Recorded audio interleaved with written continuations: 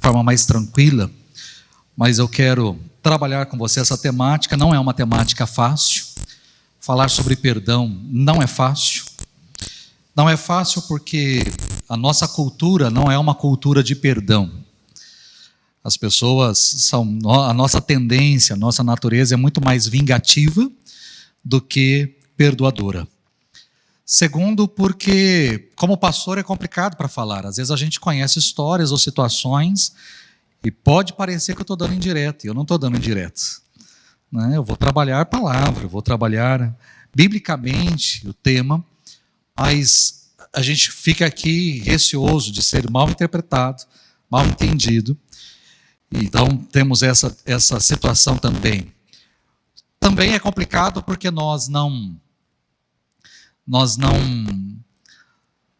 muitas vezes nós não nos sentimos perdoados por Deus. Falamos aqui, pregamos que Deus nos perdoa, mas tem gente que não se sente perdoado por Deus diante de algo que fez. Existem aqueles que não conseguem reconhecer as suas falhas e pedir perdão.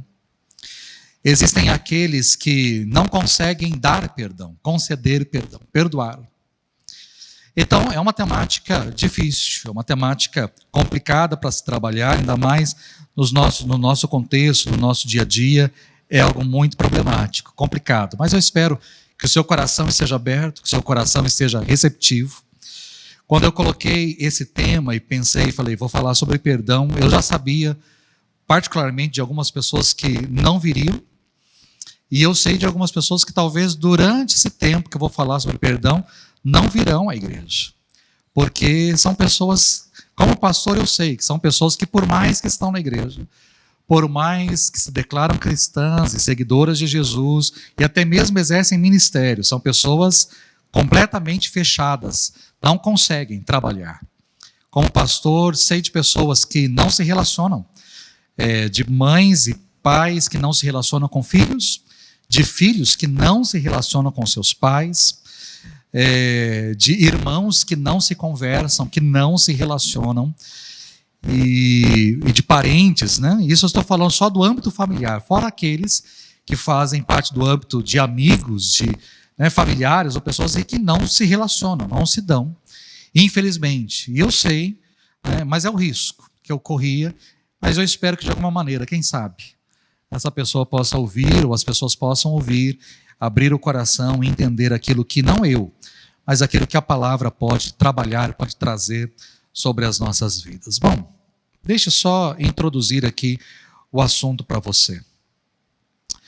No início do ministério de Jesus, 4 amigos levaram um paralítico até a casa onde ele estava ensinando, na esperança de que fosse curado de sua paralisia. Segundo o evangelista Marcos, no capítulo 2, ele narra essa história. Como eles não conseguiram se aproximar ali de Jesus, porque a casa estava cheia, existia uma enorme multidão, os 4 amigos fizeram uma abertura no telhado e desceram o paralítico deitado em sua maca até o local onde Jesus estava ensinando. Eu acho que você se lembra dessa história. Todos ficaram espantados com aquela situação. Jesus pregando, imagina, como se eu estou aqui pregando, estou ensinando, e de repente começa a abrir um buraco aqui em cima, né? Ou seja, interrompe a fala, interrompe o ensinamento, e foi mais ou menos isso. Um buraco começou a ser aberto no telhado, e de repente todo mundo para, e todo mundo começa a olhar para aquela cena de um paralítico descendo ali por aquele telhado, na sua maca, amarrado ali por cordas, até a presença de Jesus. Mas muito mais que isso, que aquilo que aconteceu, aquela cena, todos ficaram espantados com o que Jesus disse ao ver o paralítico e ao ver a fé de seus amigos. Jesus não curou o paralítico imediatamente, pelo contrário, ao invés de curá-lo de sua enfermidade, Jesus disse ao paralítico: filho, os seus pecados estão perdoados. Jesus poderia ter olhado para aquele paralítico e ter dito: levanta, toma o teu leito e vai embora para sua casa. Mas a primeira palavra de Jesus foi: filho, os teus pecados estão perdoados. Por um momento, coloque-se no lugar do paralítico. Você teria pensado, e se tivesse uma personalidade mais forte, você teria dito para Jesus o seguinte: obrigado, viu? Mas será que não está na cara que eu tenho um problema muito maior aqui para ser resolvido? Será que você não percebeu que eu sou paralítico? Será que você não percebeu que eu sou doente, que eu tenho uma enfermidade? Será que você não percebeu que eu fui trazido até aqui porque eu quero andar? Essa é a minha prioridade, é isso o que eu vim fazer aqui, buscar aqui, que eu ande, que eu saia deste lugar andando. Acontece que para Jesus essa não era a prioridade. Essa não era a coisa mais importante, essa não era a prioridade. A prioridade era perdoar os erros do passado daquele homem, perdoar os seus pecados. Jesus estava dizendo para aquele homem o seguinte: você acha que se conseguir andar, você será feliz? Por um acaso você acha que se você sair deste lugar andando, você será uma pessoa feliz, realizada? Olhe para todas as pessoas que estão aqui ao seu redor. Todas elas podem andar. Mas você acha que o coração delas está cheio de alegria? Todas essas pessoas estão felizes? Eu digo para você o seguinte, que se eu te curar agora, você irá explodir de alegria por um tempinho e depois você será igual a todo mundo.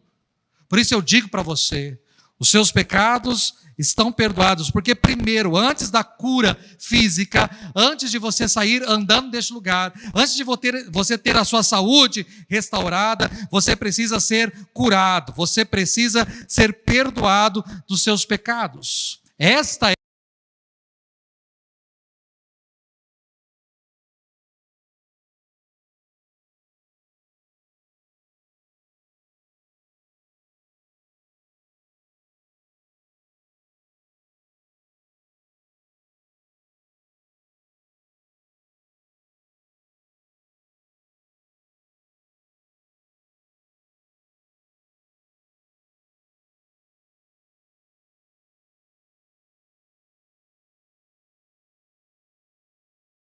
queremos resolver as nossas finanças, queremos trocar de carro, queremos comprar uma casa, queremos vender um bem ou montar uma empresa, queremos um namorado, uma namorada, um esposo, uma esposa, queremos engravidar, termos um filho, queremos concluir uma faculdade, ter uma carreira de sucesso. Talvez essas sejam as nossas prioridades. E quando nós buscamos a presença de Jesus, quando chegamos até a presença de Jesus, nós temos as nossas prioridades. Mas qual é a prioridade do Senhor? O que é que Ele quer? Qual é a sua prioridade?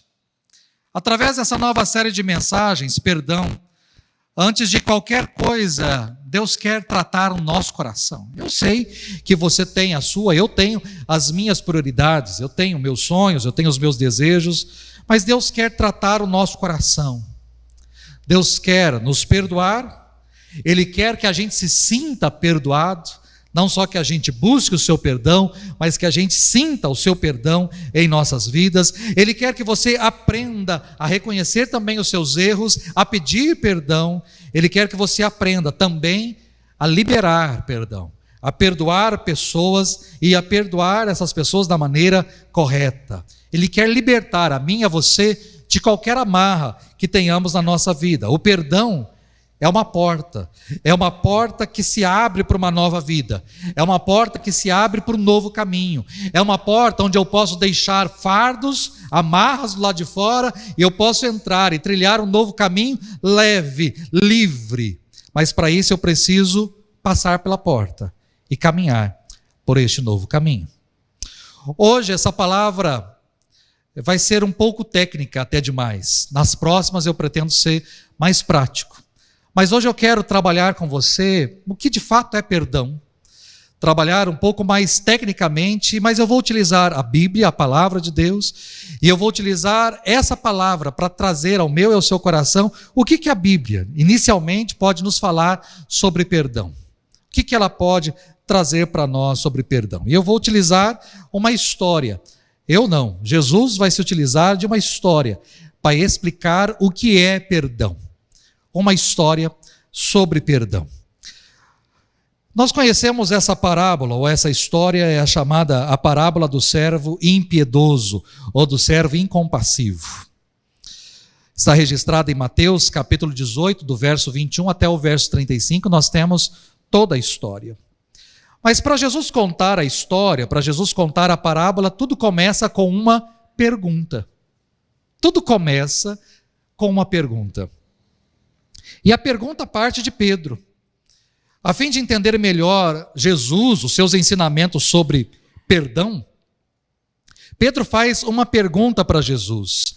E a pergunta é: Senhor, quantas vezes tenho de perdoar o pecado do meu irmão contra mim? Até 7 vezes? Jesus lhe respondeu: não lhe digo 7 vezes, mas 77 vezes. Interessante que Pedro pergunta e ao mesmo tempo sugere uma resposta. Senhor, quantas vezes tenho de perdoar o pecado do meu irmão contra mim? E aí ele já sugere uma resposta da parte de Jesus. Até 7 vezes? E Pedro, quando joga esse número até 7 vezes, ele está sendo, pelo menos na sua ótica, ele está trazendo ali uma proposta bem generosa, porque o Talmud, que era um livro de regras dos judeus, dizia que a pessoa deveria perdoar a outra pessoa, a mesma pessoa, até 3 vezes. Você deve perdoar a mesma pessoa que errar contra você até 3 vezes. Então, quando Pedro diz para Jesus até 7, ele está sendo muito generoso, ou seja, eu estou mais que o dobro. Se o Talmud diz que eu tenho que perdoar até 3, eu estou sugerindo para o Senhor até 7.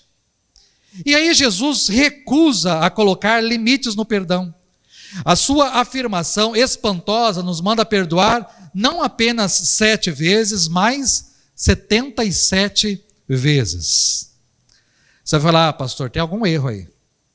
Porque na minha versão, ou eu já aprendi, não é 77 vezes, mas 70 vezes 7. 77 vezes, ou 70 vezes 7, que daria 490, é só um número. Porque o texto, quando você pega o texto original, você pode traduzir tanto por 77 vezes, quanto por 70 vezes 7. Dá as duas formas. As duas formas. Basicamente, a pessoa que traduz do jeito que ela quer. Porque é a mesma forma. No entanto, se nós focarmos o número, nós perdemos o sentido daquilo que Jesus queria dizer. Porque Jesus aqui não está trazendo um cálculo. A intenção de Jesus aqui não é trazer uma afirmação baseada num cálculo, mas o que ele está trazendo aqui é aquilo que a gente chama na língua portuguesa de hipérbole, é de um exagero. Ele está trazendo aqui um exagero ao dizer ou 77, porque Pedro está dizendo que ele já acha o máximo 7 vezes, e Jesus está dizendo 77, ou dizendo 70 vezes 7, ou seja, qualquer número que Jesus está dizendo acima de 7 já é um exagero. Já é aquilo que chamamos de hipérbole, é um exagero. Os que se preocupam com o número não entenderam o sentido da frase. Ou aquelas pessoas que estão preocupadas com o número não entenderam o sentido de Jesus. Porque para Jesus não há limite para se perdoar. Não há limite. E também não há cabimento em contar. Não há limite para perdão e não há cabimento em contar quantas vezes aquela pessoa foi perdoada. Para Jesus, se você está contando, significa que você não está perdoando. Se você está contando, porque essa já é a 4ª vez, porque essa já é a 6ª vez, significa que você não está perdoando. A fim de justificar essa afirmação surpreendente, é que Jesus então conta essa história da parábola do servo impiedoso ou do servo incompassivo. E essa parábola é dividida em 5 partes, e eu vou colocar essas partes aí para que você possa entendê-la. A primeira parte é a dívida. Mateus 18, verso 23 diz assim: portanto, o reino do céu pode ser comparado a um rei que queria acertar contas com seus servos. Quando o rei começou a fazer o levantamento, lhe trouxeram um servo que lhe devia 10.000 talentos. Não tendo com que pagar, seu senhor ordenou que ele, sua mulher, seus filhos e todos os seus bens fossem vendidos para pagar a dívida. Bom, eu fiz questão de destacar aí a palavra 10 mil talentos. Mas o que são 10 mil talentos? 10 mil talentos, um talento era o equivalente a 6 mil denários. O talento era a maior moeda que existia no império. Um talento corresponde a 6 mil denários. Um denário é o valor que um trabalhador recebia por um dia de trabalho. Então a pessoa trabalhava das 8 da manhã até as 18, sei lá, das 6 da manhã até as 16, sei lá. Ela trabalhava o dia inteiro. Quando ela terminava o seu dia de trabalho, ela recebia uma moeda chamada denário. 6 mil dias, 6 mil denários corresponde a um talento. A um talento.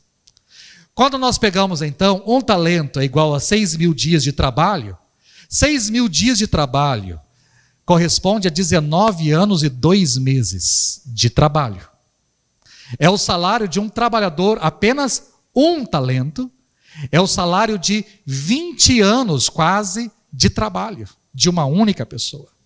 Se ela não tirasse nenhum centavo, nada, e ela pegasse 20 anos, 19 anos e 2 meses de trabalho, e trouxesse, daria um único talento. Mas esse homem devia 10 mil talentos, não um talento.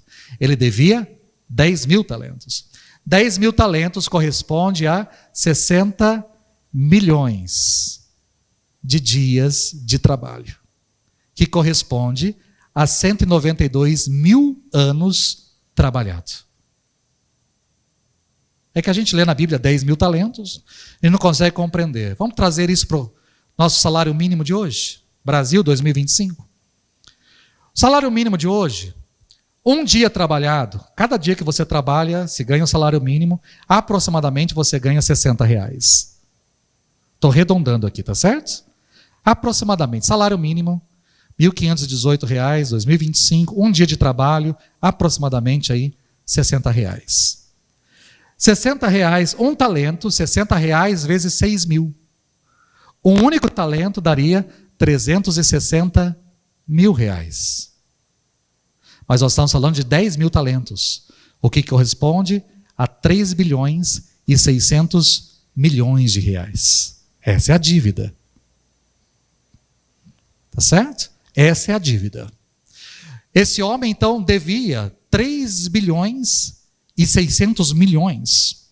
Aí eu pergunto para você, é uma dívida que uma pessoa consegue pagar?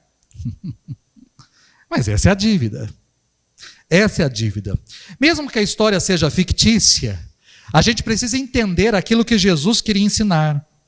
Essa quantia não poderia ser um empréstimo comercial, não era um empréstimo pessoal, nenhum rei da vida real poderia entregar ou teria entregado 10 mil talentos para qualquer servo.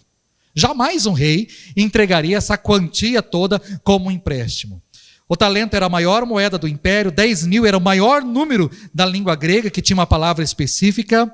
O que Jesus estava aqui falando, através dessa história, de uma maneira bem clara, de uma maneira bem vívida, era sobre uma dívida infinita e uma dívida imensurável. A dívida deste homem, como nós ainda temos essa questão de colocar em números. Hoje, por mais que a gente não entenda muito ainda o que são 3 bilhões e 600 milhões, mas a gente ainda tem esse número. Mas para essa cultura, 10 mil era o número maior que existia. 10 mil era o número maior que existia, de uma moeda maior que existia. Mas nada mais aqui temos que uma dívida infinita, uma dívida imensurável, uma dívida impagável. O rei confronta o servo e exige que ele pague sua dívida, mas nenhum ser humano teria condições de fazer isso. Nenhum. E naquela época, na antiguidade, quando o servo não podia pagar, ou ele ia à falência, a forma de se tentar pagar um pouco da dívida era escravizando o devedor. Então o rei ordenou que o servo fosse vendido, e não somente ele, mas ele, sua esposa, seus filhos, todos os seus bens fossem vendidos para pagar pelo menos um tequinho dessa dívida enorme que ele devia. Bom, se nós temos uma dívida, diante dessa dívida nós temos um pedido. E no verso 26, então o servo caiu de joelhos, implorando: tenha paciência comigo e lhe pagarei tudo. Eu sei que eu devo 3 bilhões e 600 milhões, mas tenha paciência que eu vou pagar tudo. Esse é o pedido. Cair de joelhos mostra emoção profunda, pesar genuíno pela transgressão, pelo erro. A proposta de pagar tudo não é apenas uma expressão de arrependimento, mas é também uma tentativa de se fazer restituição diante de todo aquele dano. Porém, mesmo o esforço mais sincero da parte daquele servo não poderia pagar todo o dinheiro dessa dívida. Não tem como se pagar essa dívida. Bom, já que não tem como se pagar a dívida, nós temos o perdão. No verso 27, o Senhor teve pena dele, o soltou e perdoou-lhe a dívida. O rei o livrou da responsabilidade e obrigação. O rei perdoou a dívida, disse: ok, eu sei que você está me pedindo, está implorando, eu não vou fazer nada contra você, eu estou te liberando, eu estou perdoando você. A sua dívida está perdoada, você não me deve mais nada. Você não me deve mais nada, eu perdoo a sua dívida. Só que aqui fica uma lição para nós. Perdoar a dívida de alguém é assumir a dívida você mesmo. Quando eu perdoo a dívida de alguém, eu estou assumindo essa dívida. Se você emprestar, por exemplo, seu carro para um amigo e ele bater o veículo por imprudência, e não tiver como pagar o estrago, o carro não tem seguro, e ele não tem como pagar o estrago, você pode dizer: eu perdoo você. No entanto, ou você tem dinheiro para arrumar o carro, ou para comprar um outro carro, ou senão, você vai ficar sem carro. Porque você está assumindo, você perdoa, mas você assume a responsabilidade, você assume a dívida. Perdoar significa que o custo do erro passa do ofensor para você. E isso é perdoar. E aquele rei está fazendo isso. Eu perdoo você, ou seja, eu assumo a dívida. Esse rombo de 10 mil talentos, esse rombo de tantos dias trabalhados, esse rombo de tantos bilhões, eu assumo essa dívida, eu arco com toda essa dívida e libero você. Ao perdoar, em vez de você retalhar, você decide arcar com custo. Bom, mas a história não para, poderia parar aí. Seria uma história de perdão e pararia aí. Mas a história continua, e aí se tem perdão, existe mais à frente a falta de perdão. No verso 28 diz que aquele homem, ao sair, aquele servo encontrou um dos seus próprios servos, que lhe devia 100 denários.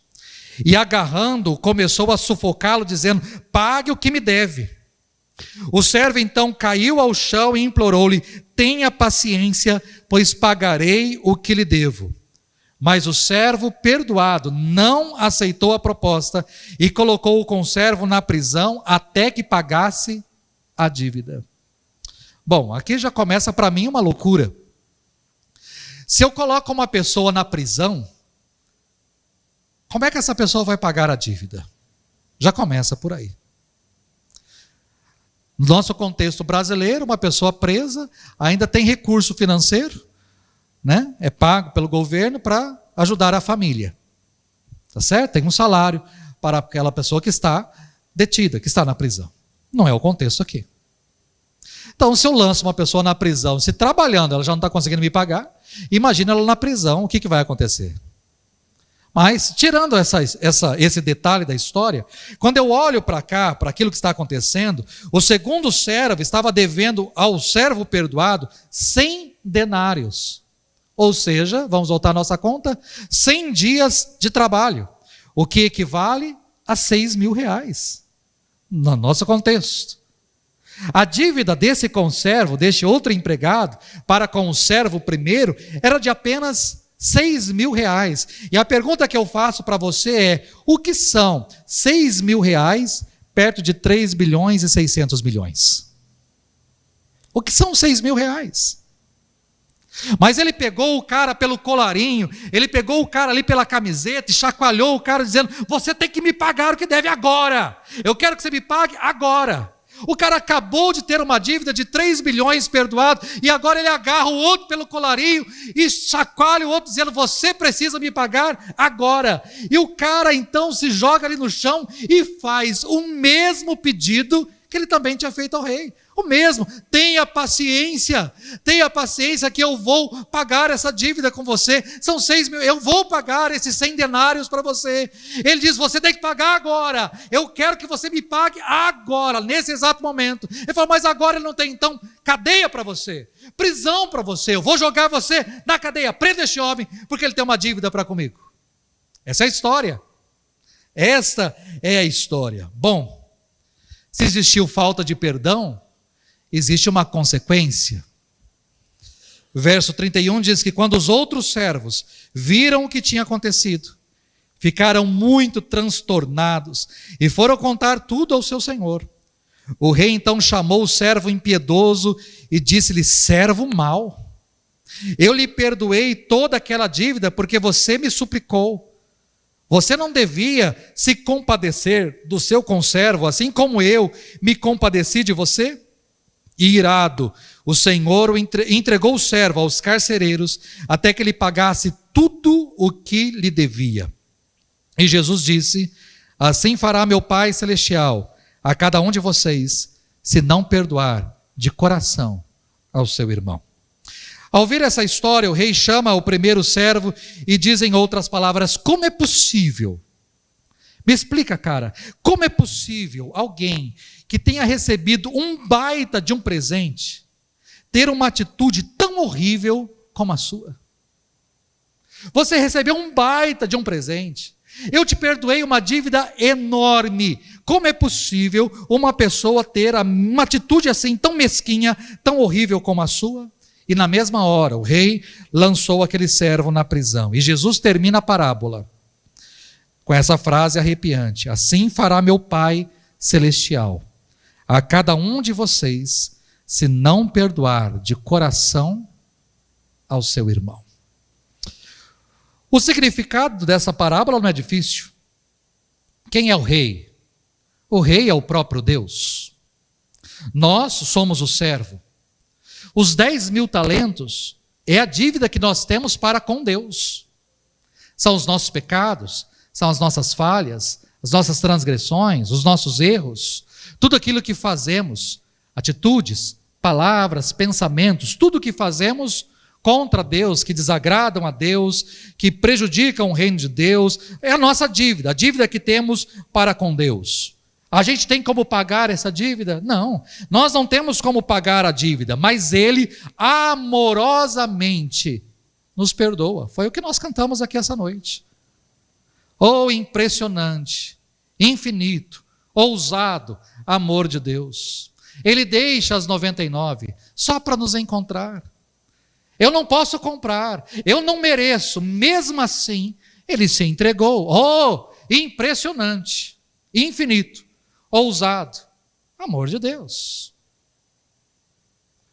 É a Maria que pode dizer: precioso Jesus, o Senhor é tudo para mim, tudo que eu tenho, eu agora deposito aos teus pés, porque eu encontrei o meu tesouro, eu encontrei o bem mais precioso, e eu estou aos pés daquele que me ama, e que me amou, e que se entregou por mim. Então, é o meu bem mais precioso. Que amor é este? Ó, precioso Jesus, que amor é este? Nós não temos como pagar, então Ele amorosamente nos perdoa, porém, a maneira como lidamos com os outros fica infinitamente aquém da maneira como Deus lidou com a gente. Agora, a partir dessa compreensão, dessa parábola, eu quero falar sobre perdão e dizer para você 3 coisas sobre perdão. A primeira coisa que eu quero falar com você é sobre a dificuldade de perdoar, a dificuldade do perdão. O nosso mundo considera perdoar algo difícil. Algo difícil. Trazendo para a nossa cultura, para a nossa realidade brasileira, está tudo muito polarizado, né?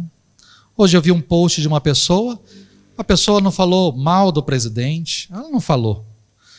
Ela fez uma crítica ao que está acontecendo economicamente no país. O rumo para onde as coisas estão indo. Ele não citou nome de nada. Pronto, os comentários embaixo, os petistas entraram assim com tudo para acabar com a pessoa. E eu fiz questão de olhar de novo e de ler novamente. Falei, mas ele não falou. Ele está falando do rumo fiscal. Ele está falando de uma forma clara para onde nós estamos indo. Para o buraco onde estamos indo. Não citou governo, não citou ministro, não citou nada. Ele falou matematicamente, vamos dizer assim, o rumo. Afinal de contas, é a profissão dele, ele é economista, ele está falando do rumo. Mas, tudo polarizado, tudo muito polarizado. E as pessoas guardam rancor, e as pessoas guardam mágoa, por nada. Por nada. Vivemos esse mundo onde perdão é complicado. Se você, dependendo da sua conversa, do que você fala, de como você aborda, as pessoas vão dizer para você que você tem que se vingar, que você tem que dar o troco, que você tem que responder à altura.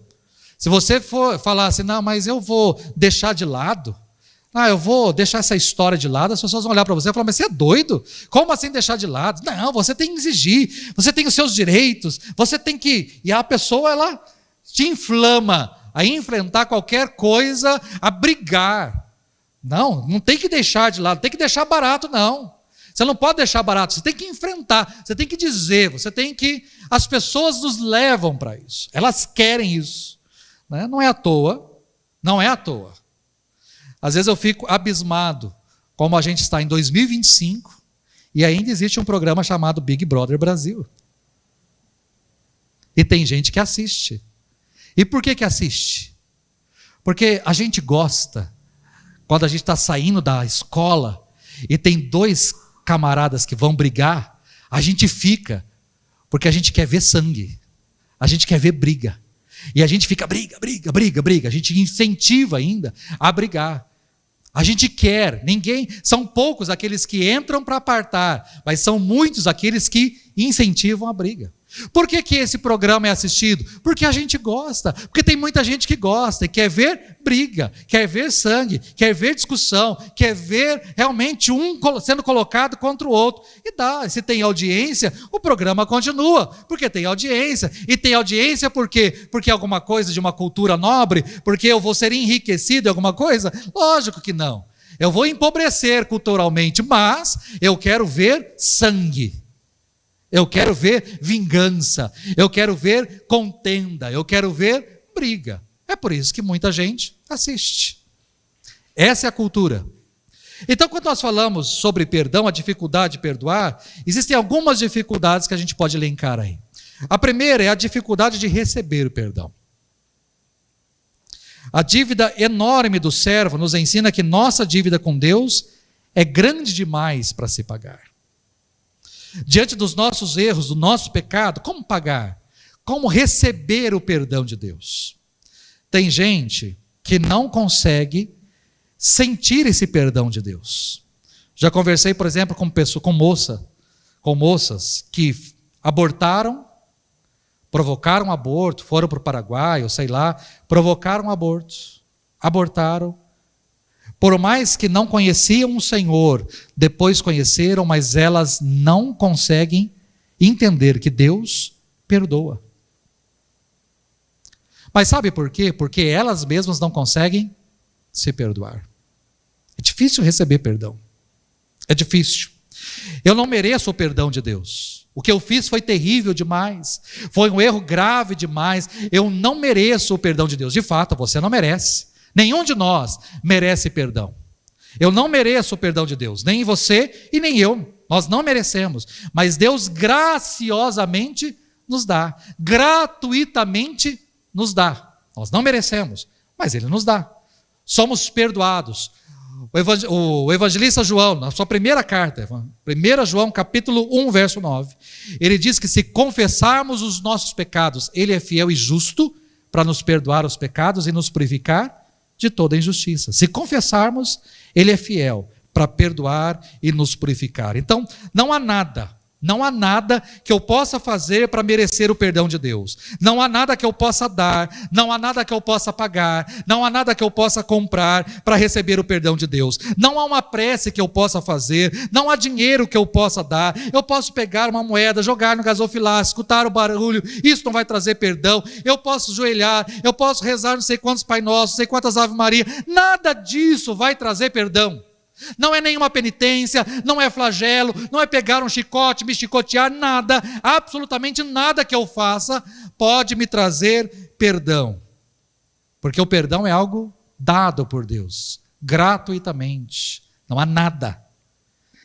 Mas tem gente que tem dificuldade em receber esse perdão, entender que foi perdoado por Deus. O perdão, por mais que a gente fale que ele foi gratuito, é gratuito para nós, o perdão foi custoso para Deus. É gratuito para mim, mas teve um preço. Teve um preço. O servo não conseguiria pagar aquela enorme dívida. O rei perdoou, mas ao mesmo tempo o rei teve que assumir toda aquela dívida. Você não vai me pagar esses 10 mil talentos, mas eu assumo toda essa dívida. A parábola não trata essa questão de forma direta, mas Jesus, a gente sabe disso, que Jesus assumiu deliberadamente uma dívida de um tamanho inimaginável. Ele assumiu uma dívida. Ao pegar a cruz, ao caminhar para a cruz, ao ser crucificado, Jesus estava ali assumindo a minha dívida, assumindo a sua dívida. Ou seja, o perdão, que hoje eu posso dizer que é gratuito, Deus me perdoa gratuitamente, mas para que eu tivesse esse perdão de forma gratuita, alguém teve que pagar preço. E pagou o preço de sangue, preço de morte, preço de cruz, preço alto demais. Alguém pagou o preço.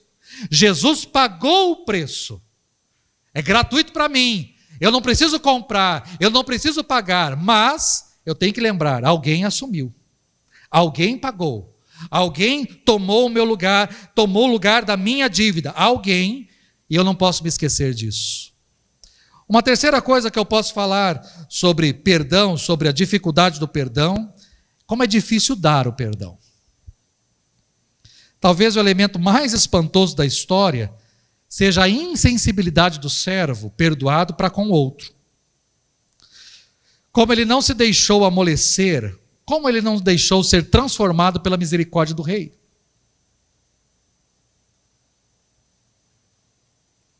Imagine, hipoteticamente, imagine que você tem um empréstimo, você fez um empréstimo comigo. E o empréstimo que você fez comigo foi de 100 mil reais. Você foi pegando um pouquinho, não tem 100 mil reais, já, não tem, não vai impedir não. Mas vamos supor que você fez 100 mil reais de empréstimo comigo. E você não tem como pagar. E você chega em mim aqui no culto, eu falo assim, rapaz, você me deve. Você está me devendo 100 mil reais, você vai pagar quando? Eu não tenho. Tenha paciência, eu não sei, e lá. Fala, então, faz o seguinte, esquece. Você não me deve mais nada não. Vamos fazer o seguinte, você não me deve mais nada. Eu assumo isso, eu assumo essa dívida, pode ficar tranquilo, não precisa ter vergonha, tranquilo, fica sossegado, vive a sua vida, trabalha, faz o que você tem, esquece. Aí eu pego ainda o talão lá que está a nota promissória que você assinou, eu pego aquilo assim, rasgo, falo, lixo, você não me deve mais nada, pode ficar tranquilo, de boa. Aí você pega um outro irmãozinho ali no portão que está devendo 10 reais para você. Aí você pega ele pelo pescoço e fala, você não vai pagar quando? Quando você vai me pagar, seu vagabundo? Ei, seu crente miserável, imprestável, você está me devendo 10 reais, sabe aquela coxinha lá? Eu paguei aquela coxinha para você, quando você vai pagar aquela coxinha para mim de novo? Aquela coxinha custou 10 reais, você não vai pagar aquela coxinha não? Poxa. Será que ao ser perdoado de uma dívida tão grande, mas é isso que acontece com a gente. Ao sermos perdoados por Deus, Deveríamos ser bondosos, misericordiosos, generosos, gentis, perdoadores. Mas nós não somos. Nós não somos. A história, então, é uma flecha que se aponta para nós, aponta para mim e para você. Quando nós vamos carregando coisas, vamos carregando e vamos acumulando coisas, o tempo passa, os anos passam e eu vou acumulando, e não trato. E não perdoo, e aquela mágoa fica, aquele ressentimento fica, aquele rancor, eu fico com aquilo e vou carregando aquilo. Para quê? Para quê? Tem muita gente que tem dificuldade em dar o perdão, em liberar perdão, em dizer eu perdoo você, você não me deve mais nada, acabou, vamos colocar uma pedra nesse assunto, morreu aqui o assunto. Tem gente que não. Tem gente que até coloca uma pedra, mas uma pedrinha assim, pequenininha, que é fácil de tirar e trazer à tona de novo. Porque o que eu mais quero é trazer à tona. Não consegue perdoar, não consegue liberar perdão. Infelizmente. Mas quando nós falamos sobre perdão, o que seria perdão? Eu vou olhar para a história para definir o que é perdão. Porque o rei, ele tem 4 atitudes. E essas atitudes representam, esse rei que representa Deus na parábola, mostra para mim e para você o que é de fato perdão. E quais foram as 4 atitudes do rei? A primeira atitude, o rei mandou que trouxessem o servo. Tragam o servo. Tem uma pessoa aqui que deve 10 mil talentos para o Senhor. Ah, é? 10 mil talentos? Traga esse cara aqui. Quando aquele cara chegou na presença do rei, o rei olhou para ele e falou assim, cara, estou olhando aqui, você me deve 10 mil talentos. O que isso me mostra? Que o perdão começa com a exposição da verdade. Tem gente que não quer encarar a verdade, ou não quer tratar. Aí não tem como começar um processo de perdão. Eu preciso tratar. Deixa para lá, mas não deixa para lá. Esquece, mas não esquece. A primeira situação vem tudo à tona de novo. Por que vem tudo à tona? Porque não tratou. Porque não tratou.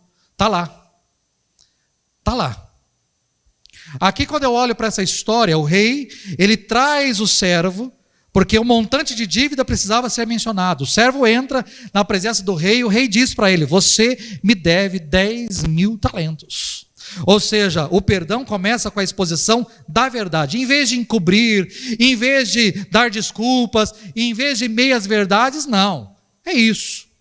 O processo de perdão começa quando a gente chama a pessoa para dizer, estou chamando você aqui por conta do seguinte, porque você falou isso, isso, isso e isso. É assim que começa. Sabe quando você falou dessa forma? Ou sabe quando você fez isso? Ou sabe esse tipo de atitude? Então, esse tipo de atitude magoou, feriu, me constrangeu. Ou seja, você precisa dizer. Porque talvez a outra pessoa não vai entender da mesma maneira que você entendeu. Porque ela não foi ofendida. Dizem que quem bate não sente, mas quem apanha é que está sentindo, não é isso? É quem está apanhando que está sentindo. Quem está batendo não está sentindo dor nenhuma. Então, se está doendo em mim, eu preciso dizer. Não é à toa que Jesus, quando ele vai tratar de perdão, num outro momento, ele vai falar o seguinte, se o teu irmão pecar contra ti, vai ter com ele. O irmão fez alguma coisa? Vai ter com o irmão. Chega no irmão e diz, o que eu digo para o irmão? A verdade. Olha, aconteceu isso. E me magoou muito. Me feriu, me machucou, me entristeceu. Pronto, precisa dizer. Começa-se com a verdade, abordando com a exposição da verdade, sem encobrimento, sem desculpas, sem minhas verdades. Essa é a verdade. Foi isso que aconteceu. Ou foi assim que eu percebi, foi assim que eu levei. Eu fui para casa desse jeito, com esse sentimento, porque foi assim que eu enxerguei. Não sei se era esse o seu propósito, mas pelo menos foi assim que eu enxerguei. É assim que começa qualquer tipo de processo de cura e de perdão. Uma segunda coisa, o rei teve compaixão dele. Ter compaixão de alguém que nos ofendeu significa que nós decidimos fazer um trabalho íntimo de entender a situação do outro. Isso não é algo natural para nós, não. O natural para nós, o desejo do nosso coração, é concentrar apenas naquilo que o outro fez, e não no outro. Eu me concentro no que ele me fez, e não nele. Esse é o nosso natural. Eu me concentro na atitude, não na pessoa. Na palavra que ele me disse, não na pessoa que me disse. A gente se concentra apenas no dolo, naquilo que aconteceu, mas não na pessoa em si. Eu não olho para a pessoa. E o nosso natural também é desejar que ele sofra. Ah, ele me fez isso, que ele sofra. Ele me fez isso, que ele também tenha a mesma situação, que ele passe pela mesma situação, que ele veja na pele como é bom passar por isso. Esse é o natural nosso. Mas quando eu olho aqui para a história, não, o rei, ele tem compaixão. Diante daquele homem que se lança no chão, dizendo, tenha paciência que eu vou pagar essa dívida, o rei pensou, como é que esse cara vai me pagar? Como que se paga 3 bilhões e 600 milhões? Quantos anos ele vai demorar? Quanto? Ele vai conseguir pagar? Nunca ele vai conseguir pagar. Ele tem compaixão daquele homem. Essa deveria ser uma atitude nossa. Entender quem é a pessoa, entender o ofensor, entendê-lo não como um vilão, mas como um ser humano. Tem seus medos, os seus problemas, os seus sofrimentos, as suas dificuldades e assim por diante. Eu vou trazer um exemplo aqui que eu estava no banho agora e eu me lembrei disso. Há algum tempo atrás, eu já estava aqui em Campo Grande e fui pregar em Dourados. Fui pastor em Dourados. Eu fui pregar em Dourados e fui pregar num dia numa congregação. E eu sabia quem eram os irmãos daquela congregação, daquela nova igreja, né? E aí eu falei com o pastor daquela congregação, falei, espero ver, como é que está fulano, né? Aí eu citei o nome de uma pessoa, falei, e fulano de tal? Ele não é casado com a sua filha? Eu não vi ele na igreja. Aí ele falou, mas ele não veio hoje porque o senhor vinha. Aí eu falei, mas o que eu fiz para ele? Né? Eu fiquei assim, falei, mas... Puxei, sabe quando você puxa pela memória? Eu falei, meu Deus, faz anos, mas o que eu fiz? E eu puxei pela memória, mas o que eu fiz? Eu olhei para ele assim e falei, cara, mas ele não veio? Eu achei que ele vinha exatamente porque eu estou aqui. Como assim ele... Ele falou, não, é que ele tem muito ódio do Senhor. Falei, tem muito ódio de mim? Falei, mas o que eu fiz para ele? Ele falou, mas é que o Senhor mandou ele embora lá do trabalho na igreja. Aí eu falei, tudo bem, eu era o responsável por contratar e por demitir, mas eu seguia ordens, eu não era o pastor da igreja. Se a pessoa que é o responsável, né, diz para mim, olha, eu preciso que você dispense tal pessoa, qual é a minha função? Chamar a pessoa no gabinete e falar, olha, eu quero te comunicar que você está sendo dispensado do quadro de funcionários da igreja. Você vai passar ali na tesouraria, vai assinar a documentação, babá, vamos dar o encaminhamento. Essa era a minha função. Aí a pessoa tem ódio de mim, porque eu mandei ela embora, mas não fui nem eu quem decidiu mandar ela embora. Eu preciso entender quem é a pessoa. Ele deve ter ódio de mim até hoje. E fique, eu posso fazer o quê? O que eu fiz, queridos? Hoje, conversando de manhã com um casal, que é dono de cartório, né? E ele falei sobre o tema, ele falou, pastor, gostei, porque o que tem de gente que chega lá no cartório com ódio da gente, mas o nosso cartório é de protesto de título. A gente só protesta, a empresa manda, nós mandamos o protesto, a gente não tem absolutamente nada a ver, nós só mandamos o boleto, seu nome foi para tal, está aqui o protesto, paga. A pessoa chega lá com ódio, mas a gente não fez nada. Quem fez a dívida? Foi ela quem não pagou, foi ela quem protestou. Nós não temos nós somos apenas um cartório, um meio, apenas a forma de receber, apenas, não temos nada a ver. Mas o que tem de gente que chega com ódio, com sangue nos olhos, querendo matar o funcionário, como se o funcionário tivesse alguma coisa a ver. Nós não temos nada a ver, nada. Nós nem conhecemos a pessoa, nós nem sabemos. A gente liga, tem gente que liga e fala, como vocês protestaram, como vocês me mandam, como se a gente tivesse alguma coisa. A gente não tem absolutamente nada. Mas repare, esse é o nosso contexto. Então, o rei, ele teve compaixão, ele se colocou no lugar do cara, teve empatia, entendeu quem era aquela pessoa.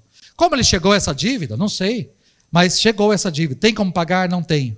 Empatia, entender quem é o outro. Terceira coisa, o rei cancelou a dívida. O rei cancelou a dívida. Aqui está o centro do perdão. Quando o rei perdoou a dívida, ele teve de assumir a perda, pessoalmente. O perdão significa que, em vez de desejar o sofrimento do outro, você se recusa a fazer isso. Essa recusa é árdua, é difícil, é custosa. Mas continuar na ira resolve o quê? Ah, pastor, eu não perdoo o que essa pessoa me fez. Tá, você não perdoa e você continua na ira. Resolve o quê? A sua mágoa resolve o quê? O que resolve? Você ficar com raiva dessa pessoa, resolve o quê? Melhora em quê? Funciona para quê? Ou seja, o rei ele entendeu, eu vou cancelar, porque esse cara não tem como me pagar. Então, continuar, prender este cara, ou vender as coisas, o que vai resolver? Nada. Então, deixa eu liberar esse cara, deixa eu cancelar essa dívida. Ao continuar na ira, tem gente que acha que está dando ao ofensor aquilo que ele merece. Não. Você ficar irado, bravo, zangado, magoado, você ficar aí com ódio, com rancor, sabe o que resolve? Nada, nada. E aí eu posso dizer para você que a outra pessoa provavelmente não está nem aí para você. Ela se esqueceu, ela nem sabe, às vezes ela nem lembra. É o meu caso, eu nem sei porque o cara me odeia, mas agora fiquei sabendo. Ué, fazer o quê? Eu fiz alguma coisa? Eu não fiz, eu fiz só o meu papel. Esse é o meu papel, era a minha função naquela comunidade. Não fiz nada demais, não ofendi, não a desacatei, não fiz nada. Tenho consciência tranquila, mas se o outro quer me odiar, eu fui para lá achando que eu ia encontrá-lo, abraçá-lo, beijá-lo, mas ele nem foi, porque ele tem ódio. E o ódio dele resolveu o quê? Dá para entender? Não resolve nada. A única coisa é que você fica ali amarrado. Fica amarrado naquela pessoa. Né? E normalmente você vai no mercado, quem você encontra lá? Você chega no restaurante com a sua esposa feliz, vamos comemorar nossos 10 anos de casamento. Aí você chega no restaurante, quem está na mesa da frente? Perigoso. Você ir para Balneário Camboriú, vamos descer para BC? Você descer para BC, e quando você chega em Balneário Camboriú, quem é que está do lado? É perigoso. É perigoso você pegar o mesmo hotel, e no que você abrir a porta, com quem se deparar? Acabou as férias, acabaram-se as minhas férias. Não, a pessoa perigosa sorri ainda para você e fala, fulano, legal você por aqui. E você com ódio, com raiva, e a pessoa nem aí. Ela está vivendo a vida livre, leve e solta. E você, preso, amarrado. Para quê? Resolve o quê? Nada.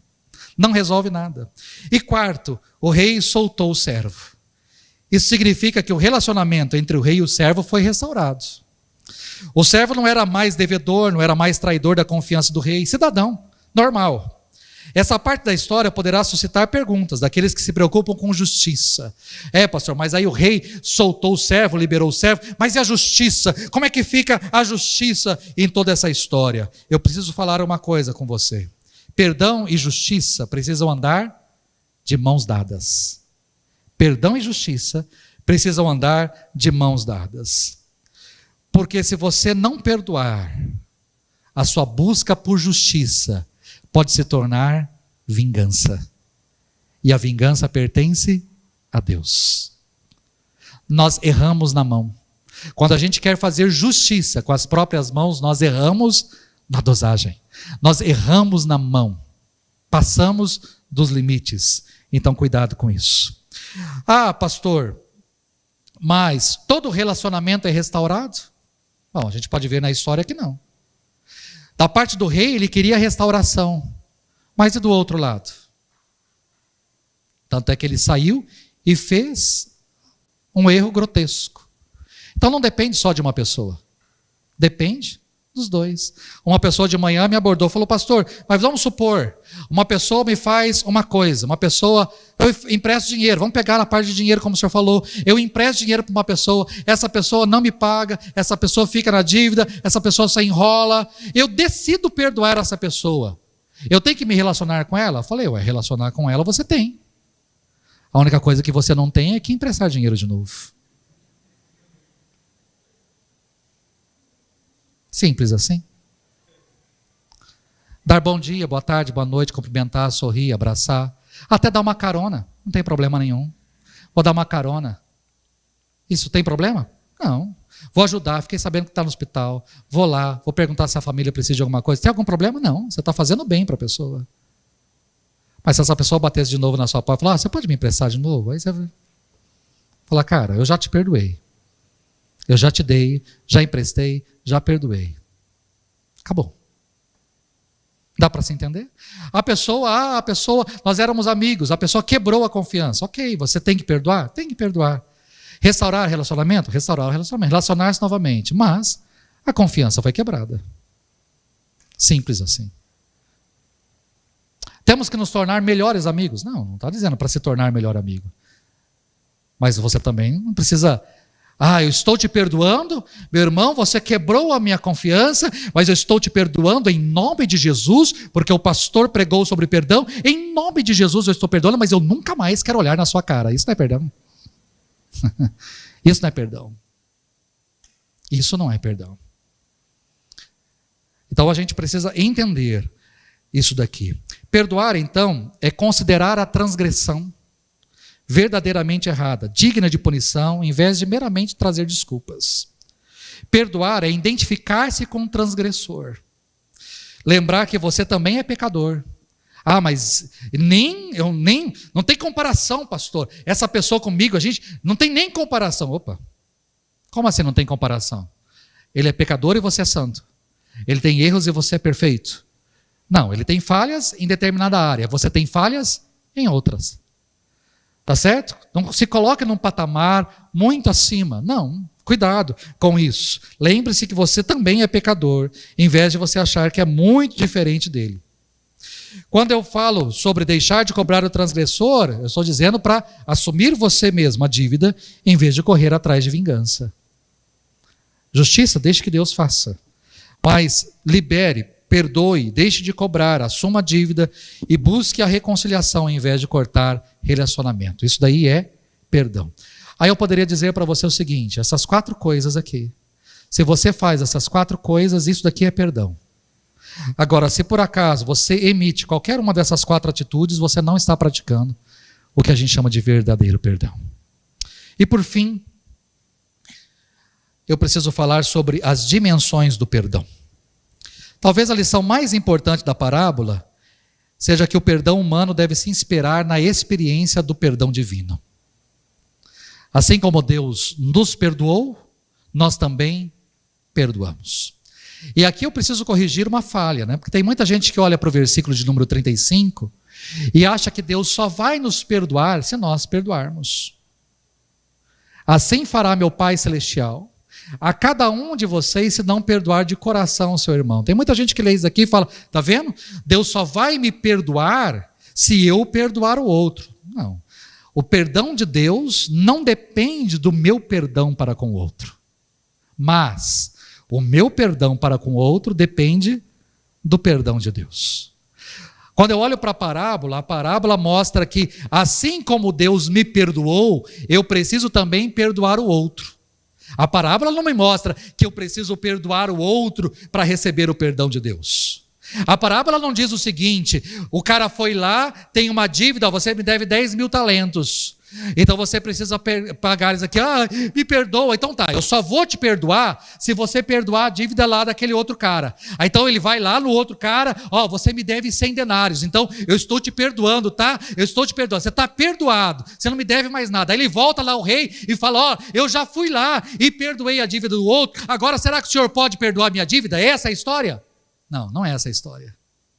A história me mostra um homem que tinha uma dívida impagável e ele teve a sua dívida cancelada, quitada, acabou, você não me deve mais nada. Você está completamente perdoado. Mas o exemplo que eu estou te dando, você também tem que fazer.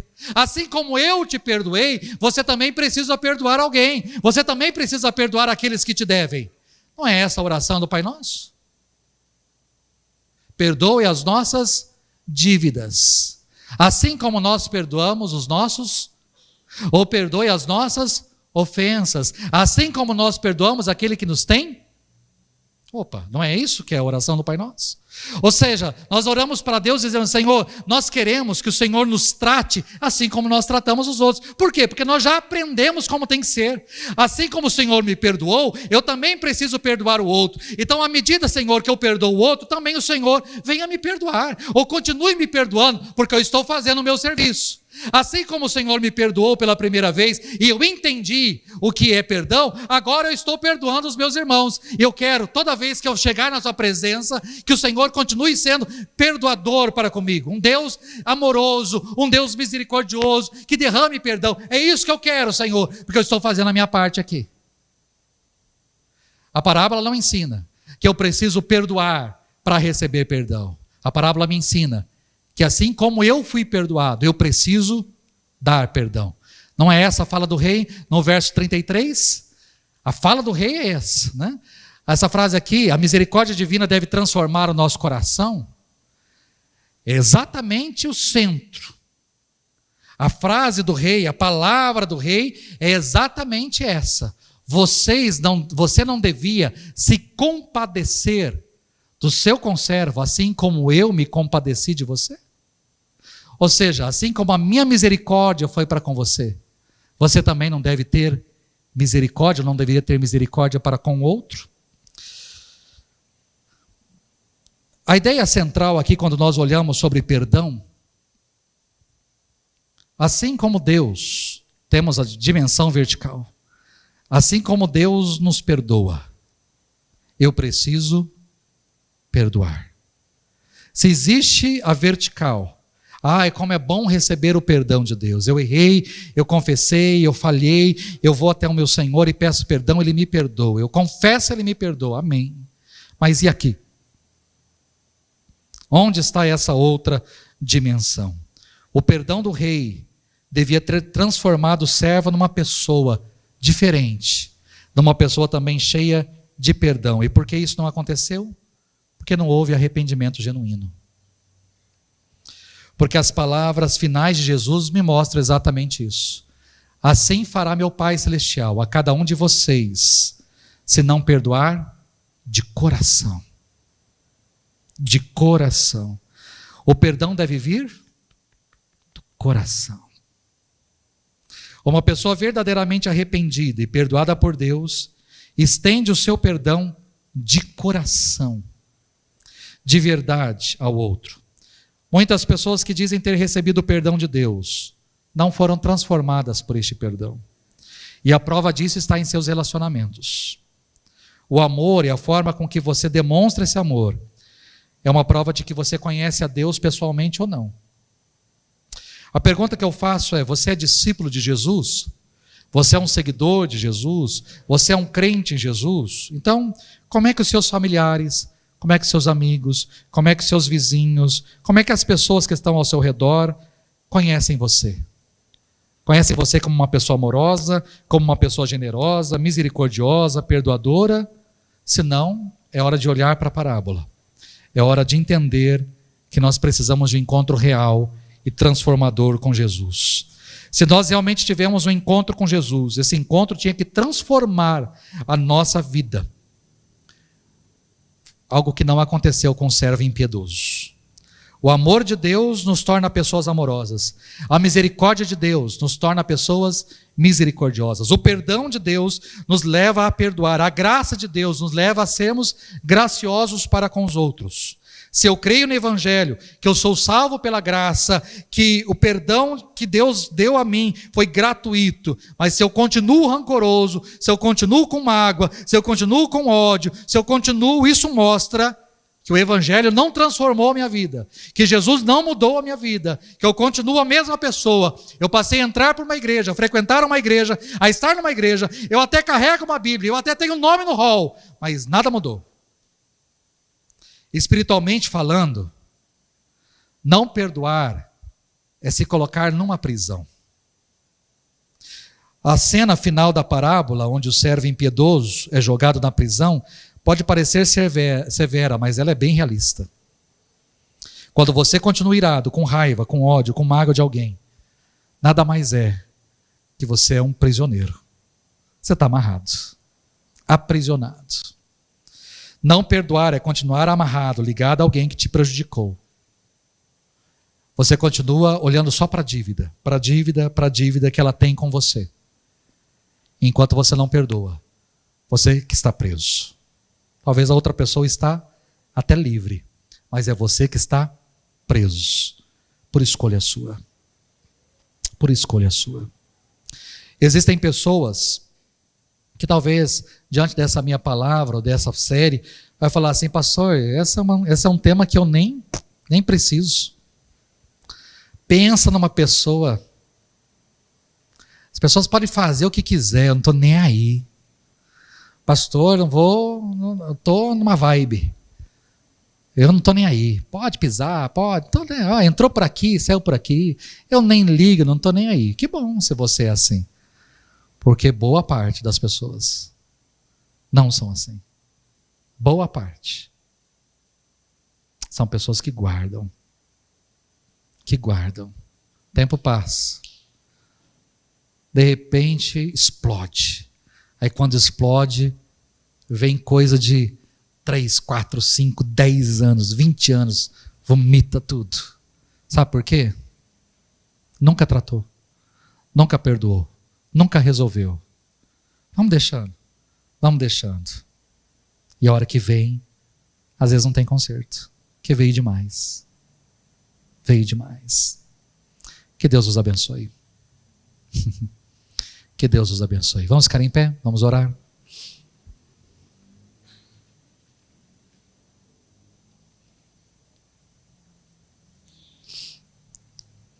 Senhor, esse é um tema bem complicado. Bem difícil.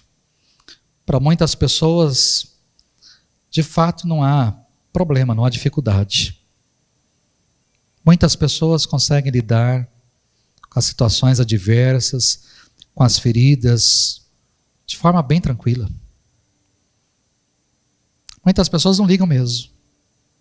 Entra para um ouvido e sai pelo outro. Ah, me fez isso? O problema é dela. Ela que se resolva. Toca a vida. Mas tem pessoas que guardam. Que guardam. Que lembram de datas. Lembram de palavras. Lembram do semblante. Coisas que talvez foram feitas. E tem coisas que nem foram feitas.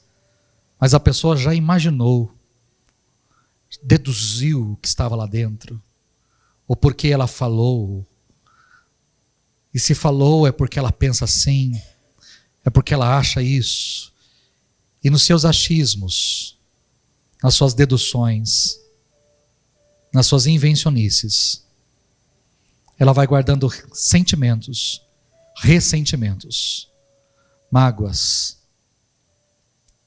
rancores, e não consegue tratar.